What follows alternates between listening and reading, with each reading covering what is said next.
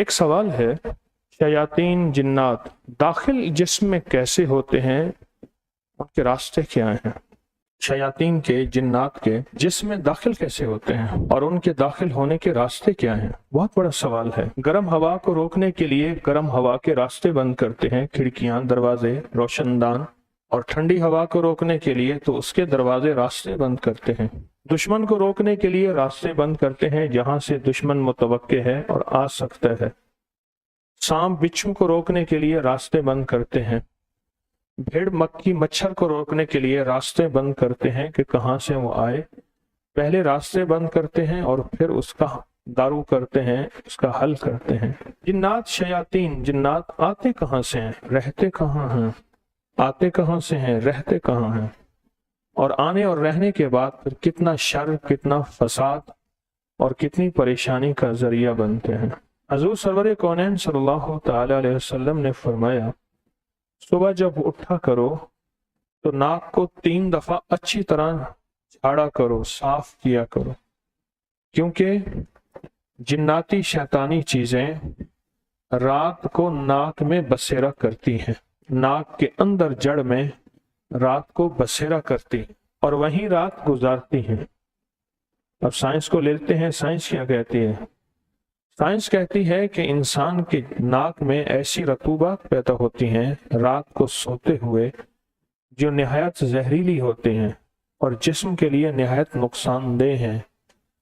اس کو صبح اٹھ کے اچھی طرح ناک کو صاف کیا کریں، بلکہ یہاں تک کہتے ہیں کہ کوئی سپرے لے لیا کریں، اس کو ناک کے اندر صاف کیا کریں، اور ہمارے وضو میں ناک کے اندر پانی ڈال کے ناک کو صاف کرنا سپرے سے بڑھ کے ہے۔ میرے حضور نے فرمایا کہ ناک کے اندر رات کو جنات، شیاطین، شیطانی چیزیں، جناتی چیزیں رات کو ناک کے اندر قیام کرتی ہیں اور ساری رات وہیں رہتی ہیں اور وہیں فضلہ بھی کرتی ہیں، وہیں پیشاب پخانہ بھی کرتی ہیں اور وہیں گندگی بھی پھیلاتے ہیں۔ والی چیزیں، یہ نقصان کرنے والی چیزیں ہوتی کہاں سے ہیں؟ اس کو سوچیں۔ اگر ہم نے اس کو نہ سوچا زندگی تلخ ہو جائے گی، پریشان ہو جائے گی، چند دن راحت کے نہیں گزار سکیں گے اور زندگی میں راحت ختم ہو جائے گی۔ ان کا بسیرا ہی ناک ہے اور ناک کا آخری حصہ ہے۔ ایک سوال ہے، پھر عرض کروں گا، کہاں سے جسم کے اندر جناتی شیطانی چیزیں داخل ہوتی ہیں؟ ہمیں ان راہوں کو کیسے صاف رکھنا ہے، ان راہوں کو سے کیسے بچنا ہے اور ان راہوں سے کیسے محفوظ رہنا ہے؟ پھر ایک اور سنیں، یوں کہا کہ جہاں پیشاب کیا جائے اگر اس کی دعا نہ پڑھی جائے تو پیشاب کے دوران ہی پیشاب کے راستے میں جناتی شیطانی چیزیں جسم میں داخل ہوتی ہیں۔ سائنس کہتی ہے جب کسی پانی میں پیشاب کیا جائے تو اس پانی میں جراثیم الٹی سمت میں چلتے ہیں اور وہ پیشاب کی دھار اور پیشاب کے ذریعے سے جسم میں داخل ہو جاتے ہیں۔ ایک اور راستہ ہے جس کے ذریعے سے شیاطین، شیطانی چیزیں، جناتی چیزیں، سفلی چیزیں، کالی چیزیں اور کالے لوگ جسم میں داخل ہوتے ہیں، وہ ہے کان۔ کانوں کے ذریعے داخل ہوتے ہیں،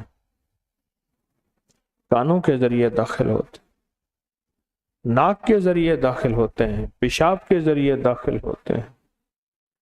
ایک اور چیز ہے، کھانے کے ذریعے داخل ہوتے ہیں۔ جس کھانے پہ اللہ کا نام نہ پڑھا جائے، جس کھانے پہ اللہ کا نام نہ لیا جائے، اس کھانے کے ذریعے جسم میں چیزیں داخل ہو جاتی ہیں۔ اس کھانے کے ذریعے، ناخن کے ذریعے جسم میں چیزیں داخل ہوتی ہیں۔ میں ایک ایک چیز کی وضاحت بتاؤں۔ ہم کھانا کھاتے ہیں اور کھانا کھاتے ہی ہمارے جسم کے اندر جناتی شیطانی چیزیں داخل ہو رہی ہیں۔ کیوں؟ جس کھانے پہ اللہ کا نام نہ لیا جائے، جس کھانے کے اوپر بسم اللہ نہ پڑھی جائے، اس کے کھانے کے ساتھ یہ چیزیں 100% داخل ہوتی ہیں، 100% داخل ہوتی ہیں۔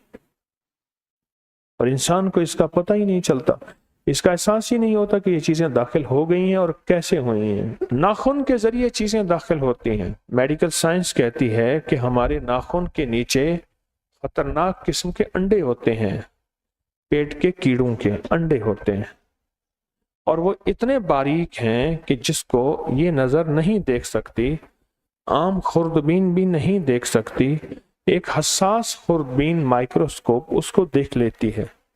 इतने बारीक अंडे हैं, और अगर वो एक अंडा भी आंतों में जिस्म में रहे तो कभी पेट से कीड़े खत्म नहीं होंगे, और पेट के कीड़े हमारी 90% से ज्यादा बीमारियों का इलाज है। इसमें एक वाकया याद आया। हमारे यहाँ एक डॉक्टर थे, डिस्पेंसर थे, लेकिन डॉक्टर थे, कहलवाते थे, और उनसे बहुत लोग मैंने देखा, बहुत दुनिया उनके पास जाती थी, रश होता था। उनका एक डिस्पेंसर मुझे मिला, पुराना, बूढ़ा हो गया, मेरे पास दवाई लेने आया। तो मैंने उनसे पूछा कि इतने लोग क्यों आते थे और कैसे ठीक होते थे? कहा वो किसी बीमारी का इलाज कम करते थे, पेट के कीड़ों का इलाज ज्यादा करते थे। कहा कि डॉक्टर साहब को एक गुर मिल गया था कि जितनी भी बीमारियां हैं इनमें 90% पेट के कीड़ों की वजह से। और कहा कि हमें हुक्म था कि हम दवाओं के जो गोलियों के जो ब्लिस्टर हैं या गोलियों के जो पन्नियां हैं जिसे मैं कहूँ, वो मैं दूर फेंक के आता था, करीब नहीं फेंकता था, और बाजों का 3-3 जगहों पे फेंकता था, थोड़ा थोड़ा करके, कोई हमारी गोलियों को ना पहचान सके। वो गोलियां 2-3 रगड़ के पुड़ियां देते थे और इतनी छोटी सी बोतल में कुछ सिरप दे देते थे। 2 दिन की दवाई अक्सर देते थे या 3 दिन की, बस इससे ज्यादा नहीं देते थे। पेट के कीड़े, आंतों के कीड़े, इसका ताल्लुक नाखून से है। नाखून के नीचे जिन्नात शयातीन बसेरा करते हैं, बसते हैं, रहते हैं, जिंदगी गुजारते हैं। साइंस कहती है जरासीम होते हैं, जिंदगी गुजारते हैं। और भवों के नीचे फरिश्ते जिंदगी गुजारते हैं। जो इंसान की भवें हैं उसके नीचे फरिश्ते जिंदगी गुजारते हैं। इसलिए भवों से निकलने वाला जो पानी का कतरा होता है वुजू के बाद बाज़ औक़ात अटक जाता है, बाज़ औक़ात अटक जाता है, उसको भवों और चेहरे पे मल देने से बड़ी बड़ी बीमारियां दूर होती हैं, बड़ी बड़ी तकलीफें खत्म होती हैं और बहुत बड़े मसाइल हल होते हैं। जिन्नाती और शैतानी चीजें हमारे जिस्म में कहाँ दाखिल होती हैं? खाने के जरिए दाखिल होती हैं, नाखून के जरिए दाखिल होती हैं, और नहाते हुए बहुत ज्यादा दाखिल होती है, क्योंकि नहाते हुए मजबूरन जिस्म नंगा होता है, और जिस्म के बाज़ पुरकशिश चीजें आज़ा ऐसे होते हैं, या बाल या चेहरा या होंठ या आंखें या गालें या रुखसार या जिस्म के निचले के धड़ का पीछे का हिस्सा, या इस पे जिन्नात बहुत आशिक होते हैं। मेरे पास इसके वाकयात दर वाकयात हैं, मुशाहदात ही मुशाहदात। इन हिस्सों पे आशिक होते हैं और फिर जिस्म के अंदर दाखिल होते हैं, और जिस्म के अंदर दाखिल होकर तरह तरह की तबाही, बर्बादी, परेशानी, मुश्किलात और मसाइल का सामना होता है, और फिर वो मसाइल पैदा होते हैं, और ऐसे मसाइल पैदा होते हैं जो सिर्फ रूह की दुनिया और रूहानी इलाज से ठीक होते हैं, बाकी किसी इलाज से ठीक नहीं होते। और फिर जब इंसान गुस्ल खाने में या उस हम्माम में या गुस्ल खाने में नहाए और दुआओं का एहतमाम न करे, अमल का एहतमाम न करे, जिक्र तस्बीह का एहतमाम न करे, हम्माम की गुस्ल खाने की दुआ न पढ़े, हिफाजत वाले अमाल न करे, उसके जिस्म के रूए रूए में, उसके जिस्म के एक एक हिस्से में दाखिल हो जाता है। हम पहले दाखिल होना तो खत्म करें। हो ये रहा है, उधर जहर खा रहे हैं, उधर जहर का इलाज तलाश कर रहे हैं। पहले जहर खाना तो खत्म करें, इलाज तो बाद में होगा। और वो खत्म कैसे होगा? खत्म कैसे होगा? एहतियात, तदबीर, ऐसा रास्ता, ऐसा अंदाज जिससे एहतियात और तदबीरें, निज़ाम, उसके अंदर खैर व बरकत आ जाए, हिफाजत का निज़ाम बन जाए, आफियत का निज़ाम बन जाए। अल्लाह पाक फरिश्तों की ड्यूटियां लगा दे और अल्लाह कह दे कि फरिश्तों हिफाजत का निज़ाम बना लो, आफियत का निज़ाम बना लो, इस शख्स को घेर लो, इसका बाल बाल, इसका रुआ रुआ, इसका अंग अंग, उसकी हिफाजत करो। कहीं कोई ऐसी चीजें इसके जिस्म में दाखिल ना हो जो इसके लिए जहर हो और इसकी बीमारी और दुख और तकलीफ का जरिया बन जाए। बालों के जरिए اس لیے کہا کہ خواتین کے بال نہ پھینکنا، خیال کرنا۔ بڑی بوڑھیوں کے تجربات بھی ہیں اور کتابوں کے واقعات بھی ہیں اور مشاہدات بھی ہیں کہ اپنے بال ایسے نہ پھینکو، ان کو دفن کرو بسم اللہ پڑھ کے۔ بالوں کے ذریعے جسم میں جناتی، شیطانی، سفلی اور کالی چیزیں داخل ہوتی ہیں بالوں کے ذریعے، اور شیطانی جناتی چیزیں بال چرا کے لے جاتی ہیں اور پھر ان بالوں پہ عمل کرتی ہیں۔ عمل لپٹنے والا، عمل گرہ کا، عمل جلانے والا، عمل کسی چیز میں دبانے والا، کسی کھوپڑی میں کسی چیز میں دبا کے اس کا منہ بند کر کے اس کو دفن کرنے والا، کئی عمل ہیں۔ ہمیں بچنا ہے، سردی سے بچنا زندگی کا حصہ ہے، گرمی سے بچنا، بھوک پیاس سے بچنا، چوٹ سے، آفت سے، تکلیف سے بچنا ہم بچنا سمجھتے ہیں۔ ان چیزوں سے بچنا سمجھتے ہی نہیں، نہ بچنا سمجھتے ہیں، نہ اس کا شعور حاصل کرتے ہیں، نہ اس کی حفاظت کا انتظام اور اہتمام کرتے ہیں، اس کو بچنا نہیں سمجھتے۔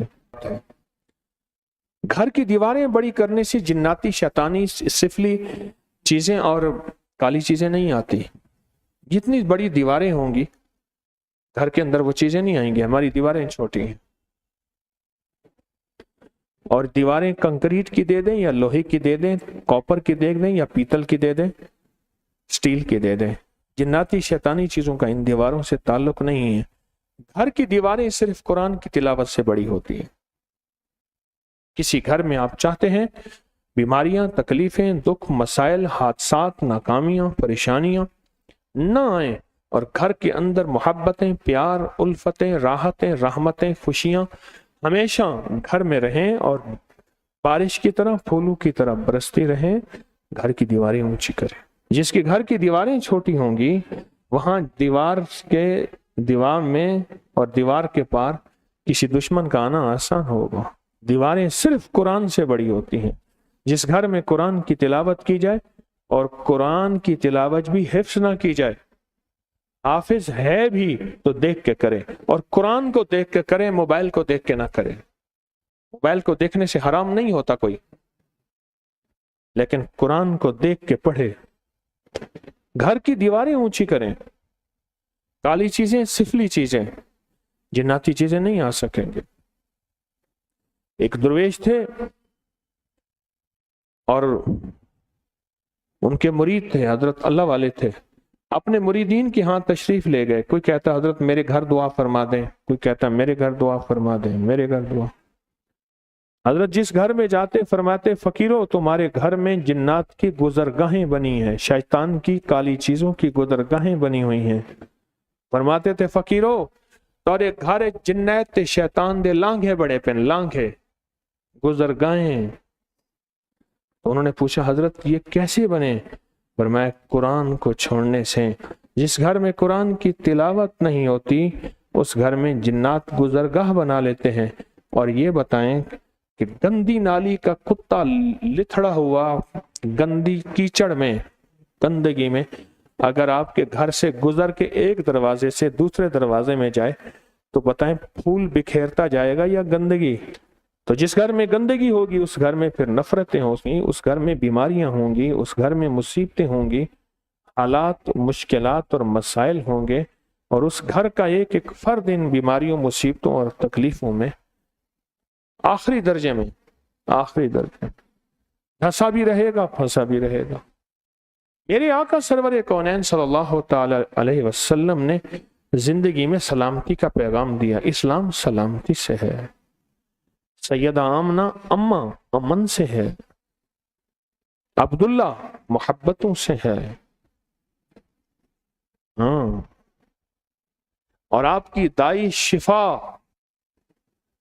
جو زچگی کے وقت تھی، شفا اس کا نام تھا، راحت سے ہے، اور آپ کو پالنے والی اماں حلیمہ علم سے ہے۔